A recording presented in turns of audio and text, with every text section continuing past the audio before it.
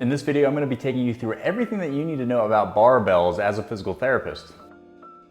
My name is Dr. Joe Camerato. I'm with Across The Continuum, and my goal is to make you a better strength coach as a physical therapist. Welcome to the first episode in a series that I'm going to be calling Tools of the Trade. Now, when it comes to being a strength-forward physical therapist, it's important to know the aspects of the equipment that we're going to be using for our patients and our clients. And it's my goal to bring you more familiarity when it comes to things like the barbell, which is what we're going to be talking about today. To make sure that you don't miss out on this Tools of the Trade series and future episodes, go ahead and subscribe to our channel. I put out videos every single week. The first question that we need to ask is, why do we need to know more about the barbell? With the ever-growing popularity of strength training, including using the barbell, there's going to be an ever-growing number of people that are going to be presenting with symptoms or injuries involving the barbell. You can see how this will ultimately affect the number of patients coming through your door with a desire to return to barbell training. And if you haven't experienced any yet, just wait, they are coming, I promise. It's in your best interest, knowing that there's going to be an increased number of people coming in with barbell-related injuries, that you know the barbell like the back of your hand so that you can shape and bend your rehab around what it is that they're looking to get back to, and in this case, it will be barbell training. Knowing the intricacies of the barbell will only give you a leg up when it comes to creating a periodized program and rehab plan around somebody trying to get back to using the barbell. There's a few reasons why the barbell has become such a popular means of loading. It's widely available, it's easy to use, it's easy to teach people how to use, and you can put a whole lot of weight on it, or you can put no weight at all on it, and we can fit this piece of equipment to everybody wherever they are on the spectrum. Not only that, but the barbell is actually a very flexible tool when it comes to strength training in and of itself. There's a very wide array of movements that can be done with a barbell, going all the way from doing stuff like bench pressing, horizontal pressing, squatting, deadlifting, rows, landmine activities, arm activities, you name it,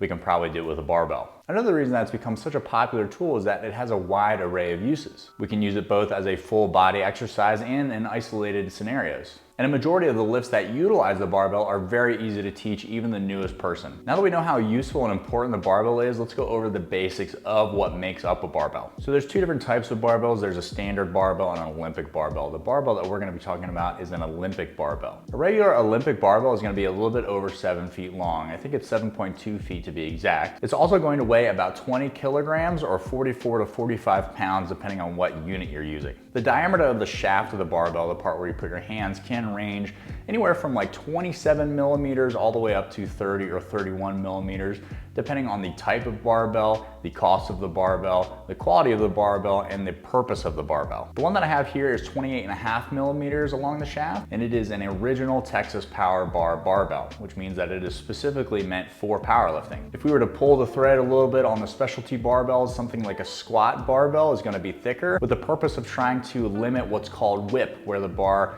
at the bottom of the squat will bend and then recoil, throwing the squatter off if that were to happen. Now, something like a deadlift barbell is going to be on the thinner side because we want more whip to occur, because as you pick up heavier weights off of the ground, the bar is going to bend and you'll be able to stand up more and more before all the weight is off of the ground, effectively shortening your deadlift range of motion. Now, the reason that I bring up the diameter of the barbell in regard to the quality of the barbell is that if you go to a lot of big box gyms that don't really spend as much on the barbells individually, the barbells are probably going to be a little bit thicker and not have as good of qualities as some that you might see in somebody's personal collection or in more niche gyms. One of the other things that you need to remember when it comes to diameter is that the thicker the barbell shaft is, the harder it's going to be to hold on to it for a long time, and the quicker your grip is going to fatigue, or your athlete or your patient's grip is going to fatigue when they're holding on to it. The next thing that we're going to talk about is called knurling. Now, the knurling is the little bits of teeth that run along the shaft that help with gripping the bar. Like I was just saying, the grip is one of the things that goes the quickest when it comes to using a barbell, and when you add sweat into the equation, that knurling, or those teeth on the bar, help grip into your hands so that the bar doesn't slip out of your hand. When it comes to knurling, there's a whole host of different types of knurling. There's different shapes, there's different sharpnesses. We don't really need to get into that. That's a little bit out of the range of what we need to talk about here. But just know that you want a knurling that's going to bite into your hands just a little bit, because if it doesn't, then that problem of the bar slipping out of your hands is going to be more pronounced. As we get into different purposes and different types of barbells, the knurling patterns will change a little bit. The bar that I have here, which is mainly a powerlifting bar, has what's called a center knurl. Now, that center knurl helps to bite into the back of my shirt or my upper traps so that while I'm squatting, it doesn't slide down. If we start to look at bars that are less used for things like squatting and more used for things like the snatch and the clean and jerk or Olympic weightlifting, you see less of a center knurl because there's no need for it, and it only can cause a little bit of irritation to the skin if it hits that certain area. Most barbells will have smooth rings cut out in certain strategic positions along the knurling. There's two different major strength sport federations that we need to think about when considering these rings. The first one is going to be the International Weightlifting Federation. Now there are rings at the 36-inch from the center mark, and that pertains to the standards or the assistance of the International Weightlifting Federation for people setting up for things like the snatch and the clean and jerk. It's kind of a helpful cue as to where to put your hands when you're setting up for those sorts of things. Now the barbell that I have here has smooth rings cut out at 32 inches from the center, and that is going to pertain to the International Powerlifting Federation standards as far as bench pressing goes. For those of you that have gone to big box gyms that spend a little bit less money on their barbells, you'll know that there are these marks, but they don't really coincide with the IPF or the IWF standards. They kind of are wherever the manufacturers decided to place them, and it can be a little bit confusing when setting up if you're not at your normal gym. The next part of the barbell that we need to go over are the sleeves, or the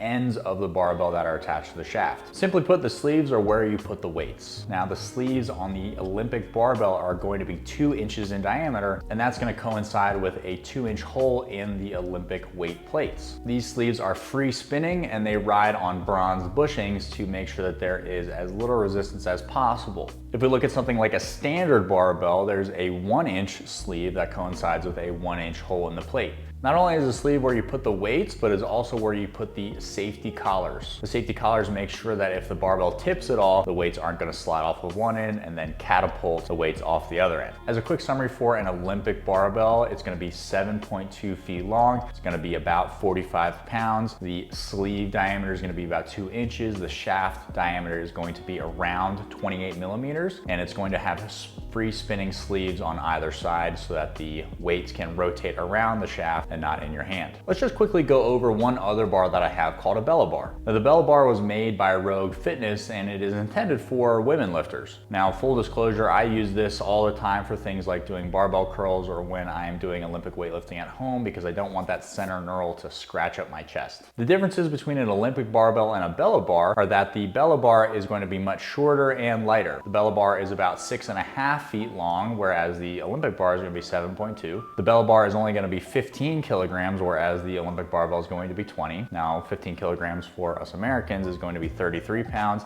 and 20 kilograms is going to be about 44 pounds. The shaft diameter of the barbell is going to be much thinner at 25 millimeters, and you can really feel the difference between the 25 and the 28.5 of my two barbells. Let's do a quick summary of the Bella bar. It's going to be 6.5 feet long. It's going to be 15 kilograms or 33 pounds. It's going to have a 25 millimeter shaft, and it's going to have 2-inch sleeves, and it's also going to have no center knurl and both the IWF and the IPF rings on either side. If you pay any attention to popular culture right now as far as fitness goes, you'll understand why I'm emphasizing the importance of getting to know this type of equipment, specifically the barbell. If you don't have a barbell and you're looking for a list of things to get in your clinic or just for yourself, I'm gonna go ahead and attach our shopping list that we've created for equipment for the physical therapist. Now I get no kickbacks, there's no affiliations with any of these links. I just find that they are high quality equipment. And when it comes to equipment in the clinic, it's going to be very important that we have high quality stuff so that people can